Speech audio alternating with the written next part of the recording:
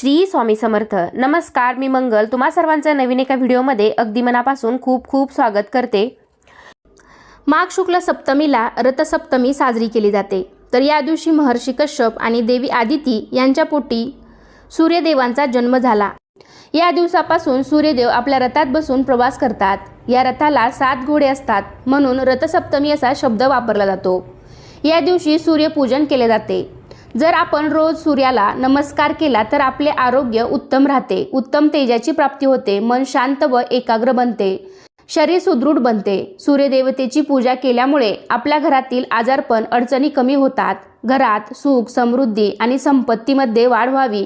शिवाय निरोगी आयुष्यासाठी या दिवशी सूर्यदेवाची पूजा केली जाते. तर अशा प्रकारे सूर्याची उपासना करण्याचे खूप सारे फायदे आहेत. आजच्या व्हिडिओमध्ये मी तुम्हाला रथसप्तमीच्या दिवशी सूर्याची पूजा अगदी सोप्या पद्धतीने कशी करायची आहे हे मी तुम्हाला आजच्या व्हिडिओमध्ये दाखवणार आहे. त्याचबरोबर या दिवशी अजून काय काय करायचं हे सुद्धा मी तुम्हाला आजच्या व्हिडिओमध्ये सांगणार आहे. तर त्यासाठी हा व्हिडिओ शेवटपर्यंत नक्की पहा. चॅनलवरती नवीन असाल तर चॅनेलला नक्की सबस्क्राईब करा. लगेचच आजच्या व्हिडिओला सुरुवात करूयात. तर यंदा रथसप्तमी कधी असणार आहे? तर यंदा 25 जानेवारी वार आहे रविवार. तर या दिवशी रथसप्तमी साजरी करण्यात येईल. हिंदू पंचांगानुसार रथसप्तमी 24 जानेवारी 2026 रोजी रात्री 12:39 सुरू होईल आणि 25 जानेवारी 2026 रोजी रात्री 11:10 असणार आहे. म्हणजेच उदय तिथीनुसार 25 जानेवारी वार आहे रविवार या दिवशी आपल्याला रथसप्तमी साजरी करायची आहे. तर या दिवशी रथसप्तमीची पूजा करण्याचा शुभ मुहूर्त असा आहे 25 जानेवारी रोजी सकाळी 5:26 पासून ते 7:13 साधारणतः 1 तास 47 मिनिटांचा हा शुभ काळ असणार आहे. तर या वेळेमध्ये तुम्ही आपली रथसप्तमीची पूजा करू शकता. तसेच तर रविवारी सायंकाळी 4:30 पासून ते 6 वाजेपर्यंत राहू काळ असणार आहे. तर यावेळी तुम्ही चुकूनही ही पूजा करू नका. शक्यतो तुम्ही सकाळी ही पूजा तुम्ही करू शकता, पण चुकूनही राहू काळामध्ये ही पूजा करू नका. तर सर्वात प्रथम रथसप्तमीच्या दिवशी सूर्योदयापूर्वी उठून स्नान वगैरे आटपून घ्यावे. त्यानंतर आपल्याला उगवत्या सूर्याची पूजा करायची आहे. तर या दिवशी सूर्योदयापूर्वी उठून स्नान करावे आणि छोट्याशा तांब्याच्या कलशातून सूर्याला अर्घ्य अर्पण करावे. तर या ठिकाणी पहा, मी एका तांब्याच्या कलशामध्ये स्वच्छ पाणी घेतलेलं आहे. तर त्यामध्ये हळदी, कुंकू, अक्षता, लाल फूल, गंध, थोडेसे तीळ टाकायचे आहेत आणि उगवत्या सूर्याला आपण अर्घ्य अर्पण करायचे आहे. सूर्याला अर्घ्य अर्पण करण्याचेही तेवढेच फायदे आहेत. त्यामुळे शक्य झालं तर तुम्ही दररोज सुद्धा एका छोट्याशा तांब्यामधून सूर्याला अर्घ्य अर्पण करत जा. नसेल तर या दिवशी मात्र आवर्जून सूर्यदेवांना अर्घ्य अर्पण करायचं आहे. अर्घ्य अर्पण करताना आपले तोंड पूर्वेकडे करून पाणी आपण सूर्यदेवांना अर्पण करायचं आहे. यावेळी तुम्ही सूर्यदेवाचा कोणताही मंत्र म्हणू शकता. ओम सूर्याय नमः, ओम आदित्याय नमः, ओम भास्कराय नमः, अर्घ्यम समर्पयामी आणि असं म्हणून तुम्ही सूर्यदेवांना प्रार्थना करायची आहे. हे सूर्यदेवता, तुझ्यासारखे तेज आम्हाला दे आणि आमच्यावर तुझी कृपादृष्टी कायम असू दे, असं म्हणत म्हणत आपण सूर्यदेवांना हे अर्घ्य अर्पण करायचं आहे. आणि शेवटी सूर्यदेवांना मनोभावे नमस्कार करायचा आहे. अर्घ्य अर्पण केल्यानंतर मग आपल्याला रथसप्तमीची पूजा करायची आहे. रथसप्तमीची पूजा ही सकाळीच करावी. तर या ठिकाणी एक मी पाट मांडून त्यावरती स्वच्छ वस्त्र टाकलेलं आहे. तुम्ही पिवळ्या रंगाचे वस्त्र देखील वापरू शकता. ग्रामीण भागामध्ये ही पूजा अंगणात तुळशी वृंदावनाजवळ मांडतात, पण शहरामध्ये फ्लॅट सिस्टीममुळे घरच्या घरी तुम्ही तुळशी वृंदावन ठेवून त्याच्या बाजूला ही पूजा मांडू शकता.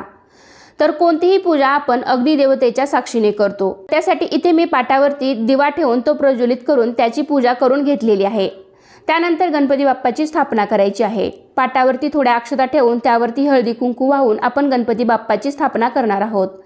तर या ठिकाणी मी गणपती बाप्पांना आधीच अभिषेक करून घेतलेला आहे पाण्याने आणि पंचामृताने.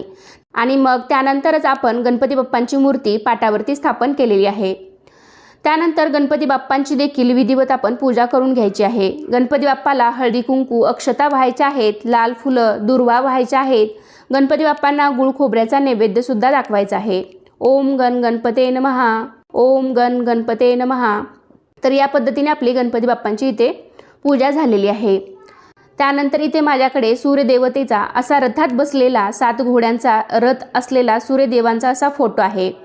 तर त्याचीही मी इथे पूजा करून घेणार आहे. जर तुमच्याकडे अशी प्रतिमा किंवा फोटो नसेल तर एका पेपरवरती सूर्यदेवाचे 7 घोड्यावर बसलेले चित्र काढून तुम्ही त्याची देखील पूजा करू शकता, किंवा मग गुगलवरती हा फोटो तुम्ही सर्च केल्यानंतर तुम्हाला लगेच मिळेल, तर त्याची तुम्ही प्रिंट काढून त्याची देखील तुम्ही पूजा करू शकता। सूर्य हा ग्रहांचा राजा असून त्याचे स्थान नवग्रहामध्ये आहे। सूर्य स्वयंप्रकाशी असून अन्य ग्रह त्याचा प्रकाश घेतात। अशा या सूर्याला देव मानून त्याच्याप्रती कृतज्ञता व्यक्त करण्याचा दिवस म्हणजेच रथसप्तमी होय।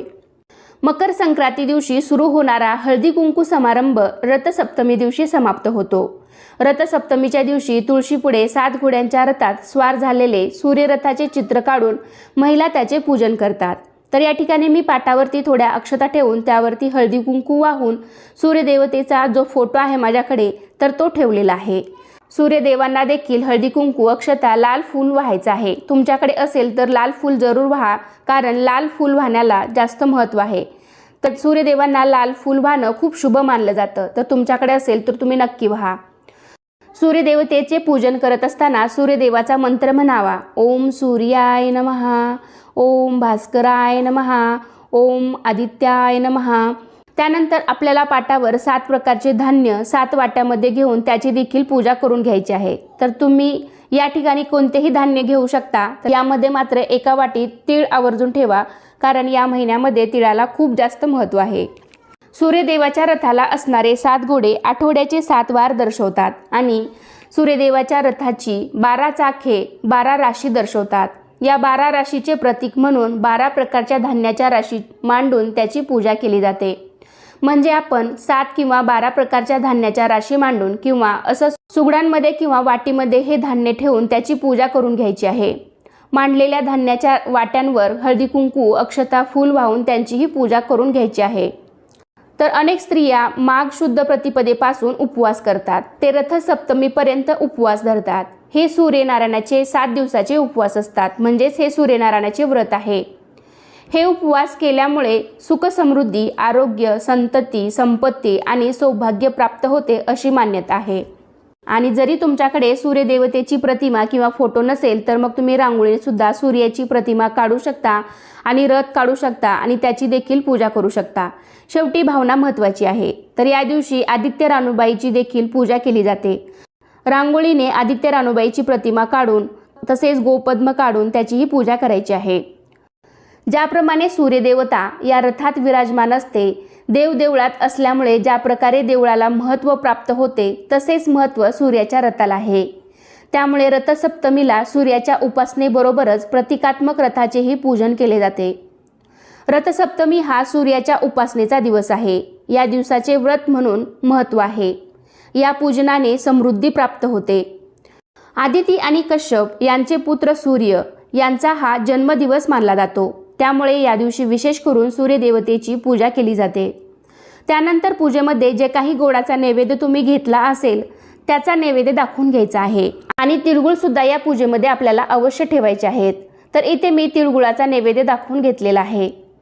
तसेच या दिवशी दूध उतू घालण्याची ही प्रथा आहे। तर या ठिकाणी मी एक सुगड घेतलेला आहे, किंवा तुम्ही छोटंसं मातीचं भांडं घेऊ शकता। तर ते स्वच्छ धुवून घ्यायचं आहे। त्याला आपण हळदी कुंकवाची बोटे लावून घ्यायची आहेत। खरं तर अंगणामध्ये गोवऱ्या पेटून त्यावरती हे दूध उतू घातलं जातं, पण आता फ्लॅट सिस्टीममुळे हे सगळं काही शहरी भागामध्ये शक्य होत नाही। तर या ठिकाणी मी गॅस शेगडी स्वच्छ करून गॅसची देखील हळदी कुंकू अक्षता लाल फूल वाहून पूजा केलेली आहे।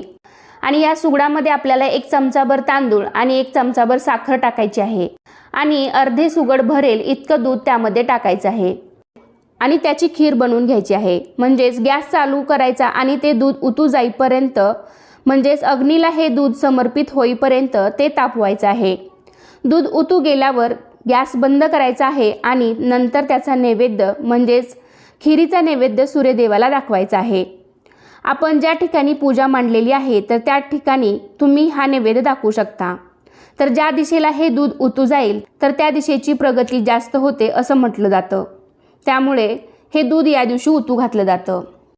आणि जर तुम्हाला हे शक्य नसेल तर मग तुम्ही गोडाचा कुठलाही नैवेद्य बनवून, शिरा वगैरे बनवून त्याचाही नैवेद्य दाखवला तरी देखील चालेल। जर तुम्ही अंगणात गोवऱ्यावरती हे दूध उतू घालत असाल तर आधी हळदी कुंकू अक्षता फूल अग्नीला व्हायचं आहे आणि मगच तुम्ही सुगड त्यावरती ठेवायचं आणि हे दूध तुम्ही उतू घालवायचं आहे। त्यानंतर आपल्याला तुळशीची सुद्धा पूजा करून घ्यायची आहे। तुळशीला सुद्धा हळदी कुंकू अक्षता फूल वाहून आपल्याला तुळशीची देखील पूजा करून घ्यायची आहे। सर्व पूजा झाल्यानंतर शेवटी मनोभावे नमस्कार करून आपल्यासाठी, मुलाबाळांसाठी व आपल्या कुटुंबासाठी चांगल्या आरोग्य प्राप्तीची प्रार्थना करायची आहे। तर आपण जी रथसप्तमीची पूजा मांडलेली आहे तर ती त्या दिवशी संध्याकाळी तुम्ही उचलू शकता किंवा दुसऱ्या दिवशी सकाळी सुद्धा ही पूजा तुम्ही उचलली तरीही चालेल। आणि आपण जे धान्य मांडलेलं होतं, धान्याच्या ज्या राशी किंवा सुगडमध्ये किंवा वाटीमध्ये हे धान्य भरलेलं आहे तर ते तुम्ही दुसऱ्या दिवशी रोजच्या धान्याच्या भांड्यामध्ये किंवा तुमच्या डब्यामध्ये ठेवून द्यायचं आहे। ज्या ज्या डब्यामध्ये होतं ते धान्य त्या त्या डब्यामध्ये ते ठेवायचं आहे। आणि जो खिरीचा नैवेद्य आहे सूर्यदेवतेला दाखवून त्यानंतर घरातील सर्वांनी प्रसाद म्हणून खायचा आहे। तर अशा प्रकारे आजच्या व्हिडिओमध्ये मी तुम्हाला रथसप्तमीच्या दिवशी सूर्याची उपासना, पूजा कशी करायची, तसेच उत्तर पूजा कशी करायची अशी संपूर्ण माहिती तुम्हाला मी आजच्या व्हिडिओमध्ये सांगितलेली आहे। तर कसा वाटला तुम्हाला आजचा व्हिडिओ नक्कीच कमेंटद्वारे सांगा। व्हिडिओ आवडला असेल तर व्हिडिओला लाईक करा, तुमच्या फ्रेंड फॅमिलीमध्ये शेअर करायला विसरू नका। आणि असे छान छान माहितीपूर्ण व्हिडिओ पाहण्यासाठी आजच आपल्या चॅनलला सुद्धा नक्की सबस्क्राईब करा। चला तर पुन्हा भेटूया अशाच एका छानशा आणि माहितीपूर्ण व्हिडिओमध्ये। तोपर्यंत धन्यवाद। सर्वांना श्री स्वामी समर्थ।